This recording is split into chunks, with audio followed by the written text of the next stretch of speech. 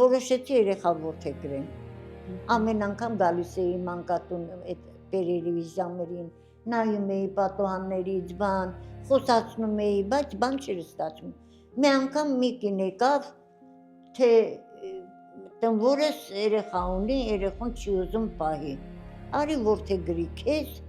բավականին մեծ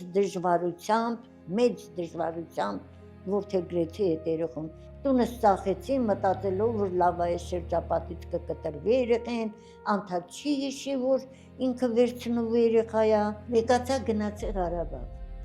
Տվեցին մի գյուղում, բարձր սարի վրա, մի տուն, որ թուրքերը ավիրել էին, քարը քարին չէր մնացել, պատալոկ չկար, ոչ ջուր, ոչ լույս,